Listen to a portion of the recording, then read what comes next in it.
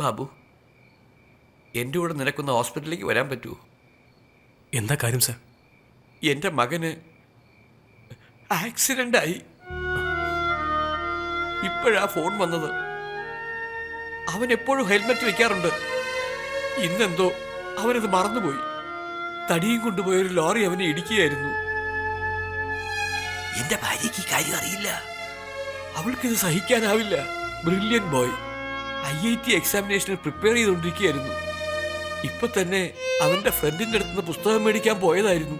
ഞാൻ ചോദിക്കുകയും ചെയ്തു, ഈ രാത്രിയിൽ എന്തിനാ പോകുന്നത്, രാവിലെ പോയി മേടിച്ചാ പോരെന്ന്. അതല്ല അച്ഛ, ഈ എക്സാം എനിക്ക് നല്ലവണ്ണം എഴുതണമെന്ന്, നല്ല മാർക്ക് വാങ്ങിക്കണം, റാങ്ക് വാങ്ങിക്കണമെന്ന്, വലിയ ആളാവണമെന്നൊക്കെ പറഞ്ഞു. ഒരുപാട് മോഹങ്ങളുണ്ടായിരുന്നു. എന്റെ ഇഞ്ചുറിയാണെന്ന് അറിഞ്ഞത്. ശരീരത്തിൽ വേറെ മുറിവുകളൊന്നും ഇല്ലെന്ന്. നീ എന്റെ കൂടെ ഹോസ്പിറ്റലിലേക്ക് ഒന്ന് വരുമോ ബാബു, പ്ലീസ്? തന്റെ മകൻ ആക്സിഡന്റ് ആയി ഓൺ ദ സ്പോട്ടിൽ മരിച്ചു പോയടോ ബാബു. മോൻ മരിച്ചത് 1984 വർഷം. 25 വർഷം കഴിഞ്ഞു പോടോ. ഇപ്പൊ ലോകം 2009. നിങ്ങൾ പറഞ്ഞ മുഖ്യമന്ത്രി മരിച്ചു, ഇന്ദിരാഗാന്ധി മരിച്ചു, നിങ്ങളുടെ മോനും മരിച്ചുപോയി. തനിക്കൊന്നും അറിയില്ല, വിദ്യാഭ്യാസമില്ലേ? നിങ്ങൾ പറഞ്ഞ അസുഖദീനം കമ്പ്യൂട്ടറും എല്ലാം പഴയതായി.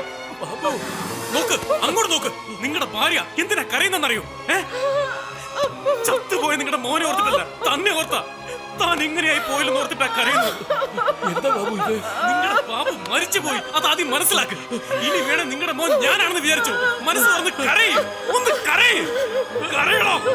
കരയും, ഒന്ന് കരയണോ? കരയാൻ, കരയണോ? കരയാൻ, മനസ്സ് തുറന്ന് കരയും.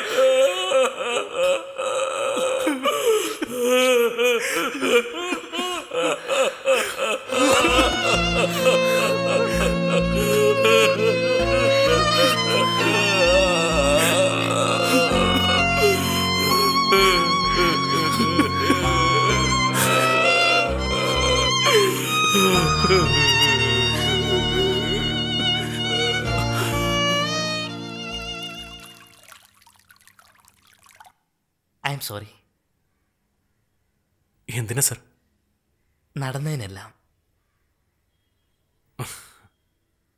ചില കാര്യങ്ങൾ ചിലർക്ക് താമസിച്ചേ മനസ്സിലാവൂ. എനിക്കിപ്പോഴാണ് മനസ്സിലായത്. അർച്ചനയ്ക്കും മനസ്സിലാകും. അതേ മോനെ, നടന്നതെല്ലാം പോട്ടെ. മണവാളിന് അങ്ങനെ പോകാതെ അവിടെ നിന്നേ. Congratulations. Thank you sir. Sir, കല്യാണത്തിന് ശേഷം വിജയാണ് ഈ വീട്ടിൽ താമസിക്കുന്നത്. Oh excellent, you are most welcome. കല്യാണത്തിന് വിളിക്കില്ലേ? ആദ്യത്തെ കുറി സാറിന് തന്നെയാ. Okay okay.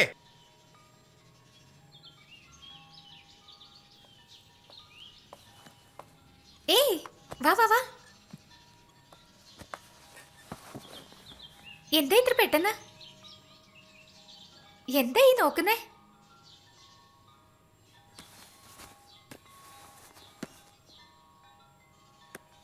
എന്താ ഇത്?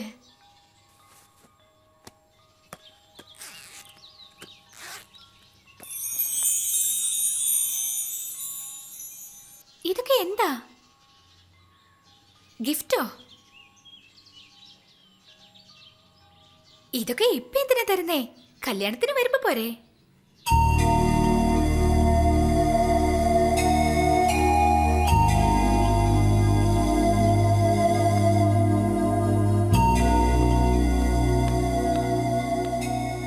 ഏയ്, എന്തു പറ്റി നിനക്ക്?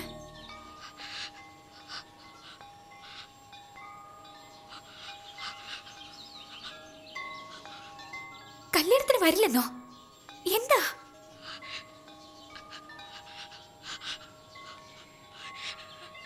കല്യാണം പറഞ്ഞ എല്ലാരും വരും. കാർത്തിക് വരുന്നോണ്ടല്ലേ?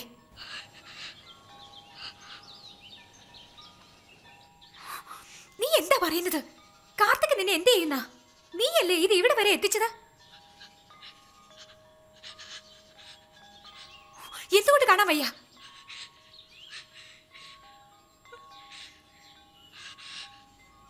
എന്ന് മനസ്സിലാക്കിക്കോ. നിനക്ക് 1000 പ്രശ്നങ്ങൾ ഉണ്ടാവും. എന്ന് വെച്ച് എന്റെ കല്യാണത്തിന് വരില്ലേ?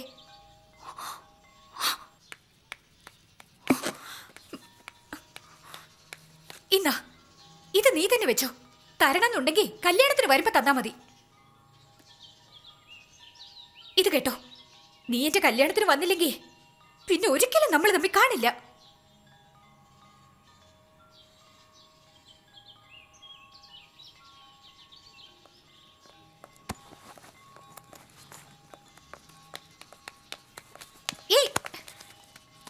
എന്താ നിന്റെ ഇഷ്ടത്തിന് പോവാ? അത്രേ ഉള്ളൂ. കല്യാണത്തിന് വരുവോ അതോ ഇല്ലയോ?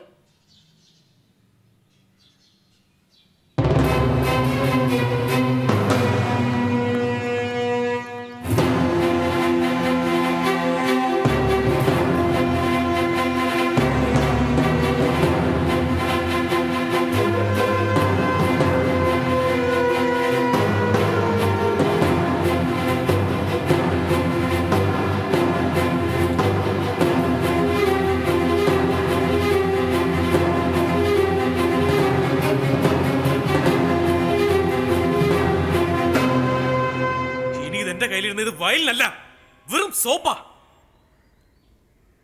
ഷീലയുടെ കല്യാണത്തിന് വരില്ല എന്ന് പറഞ്ഞില്ലേ? എന്താ എന്താ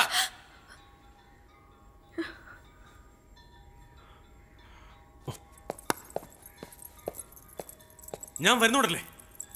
അന്ന് നീ എങ്ങനെ പറഞ്ഞതിന് ശേഷം നിന്റെ കൺമുമ്പിൽ എപ്പോഴെങ്കിലും ഞാൻ വന്നിട്ടുണ്ടോ? എന്നെ കണ്ടാ നീ വേദനിക്കുന്നിരുന്ന് ഞാൻ ഒഴിഞ്ഞു മാറി നടക്കുമായിരുന്നു. എന്നാ നീ എന്നെ ഒരു തെരുവ് പട്ടിയെ പോലെ കണ്ടില്ലേ?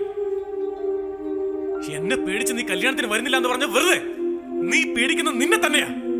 എന്നാ നീ പേടിയില്ലാത്ത പോലെ അഭിനയിക്കുക, അതല്ലേ ശരി? നിന്നോട് എല്ലാവർക്കും സ്നേഹമുണ്ട്, നിനക്ക് മാത്രം അതറിയില്ല. ജീവന് വേണ്ടി യാചിക്കുന്നവർ എത്ര പേര് ഈ നാട്ടിലുണ്ടെന്ന് അറിയോ? എന്നാ ജീവിതം വലിച്ചെറിയുന്നവൾ ഇവിടെ നീ മാത്രം.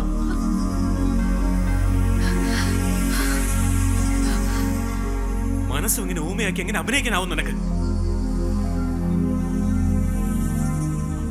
സോറി, അവസാനമായിട്ട് ഞാൻ പറയാ, ഞാൻ കാരണം ഒരു പ്രശ്നം നിനക്കുണ്ടാവില്ല. നിനക്ക് വിശ്വാസമാണെങ്കിൽ നീ കല്യാണത്തിന് വാ. ഇത്രയും പറഞ്ഞിട്ട് നീ കല്യാണത്തിന് വരാതിരുന്ന